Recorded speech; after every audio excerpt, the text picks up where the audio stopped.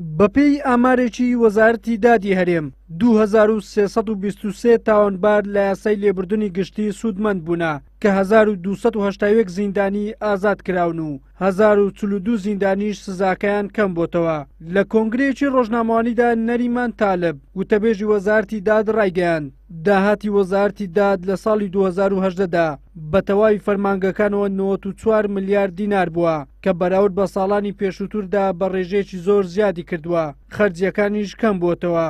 داهاتی وەزارەتی داد لە ساڵی 2018 نزیکەی 94 ملیارد دیناری عێراقی بووە و ئەمە ئەگە بەراوردی بکەین بە ساڵی 2017 بە ڕێژەی لە سا 27 زیادی کردووە. تاوان هەمووتان زان کە وەزارەتی داد یەکێک بۆ لەو لایەنە کاریگەرانەی کە لە جێبەجێکردنی یاسای لێبوردنی گشتیە ڕۆڵێکی دیاری هەبووە لەگەڵ دەستگا و دامەزراوەکانی دیکەیە. ئەو یاسایی کە ژمارە 4 ساڵی 2017 بوو یاسای لێبوردنی گشتی و بەهۆی یاساکەەوە ژمارەیەک زیندانی کراو کە بە قانون ئەوانی ئەگرتەوە ئازاد کران یاخو سزاکانیان بۆ کەم کرایەوە و لێرە ئەو ڕێژەیە هەیە کە دیارە 2323 زیندانی کراو سوودمەند بوون لەو یاسایە. لەناو ئەو ژمارەیەدا 1181 زیندانی کراو لە زیندانەکانی هەرێم ئازاد کراون و 1042 زیندانی کراو بە ڕێژەی لە سا 20 تاکو لە سا 40 سزاکانیان کەم کراوەتەوە.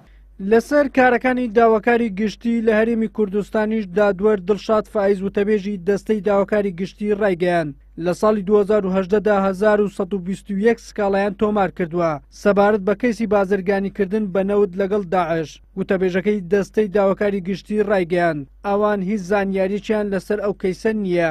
ئەو سکاڵانەی کە دەرحەق بە مافی گشتی کە داواکاری گشتی تۆماری کردووە لە سنووری هەرێمی کوردستان کە سنووری هەموو شارەکانە ئەگەر بێت و تەمەشا بکەین بۆ ساڵی 2016 2200 سکاڵا بووە 15000 سکاڵاش لەسەر کێسی زێدەڕۆیی تۆماری کردووە و بۆ ساڵی 2017 2000 سکاڵای تۆمار کردەوە دراوەتە دادگاکان. بەڵام بۆ ساڵی 2018 کە 1221 سکاڵا دەرحەق بە مافی گشتی تۆمار کراوە.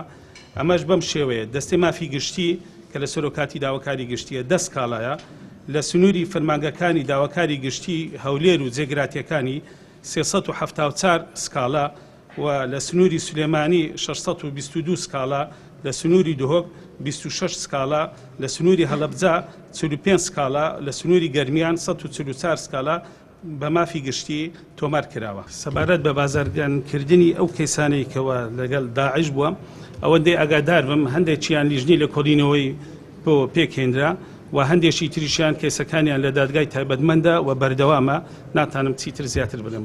هەر بەپێی ئامارەکەی وەزارەتی داد لە فەرمانگەی خانوبەری گشتی 66291 مامەلەی کڕین و فرۆشتن کراوە کە بەراورد بە ساڵی 2017 لە 135 زیادی کردووە و 8376 تا پۆشت دەرکراوە بۆ زەویە کارتەکان. هاوکات ئەنجومەنی شوراژ لە ڕێگەی دادگای کارجێڕی وردبینی بۆ 400 داوا کردووە هەروەها ڕای خۆی لەسەر 19 پرسیار دەربڕیوە کە ڕوبەڕووی کراوەتەوە. وەلی سەلیم کەناڵی ئاسمانی پێم هەولێر.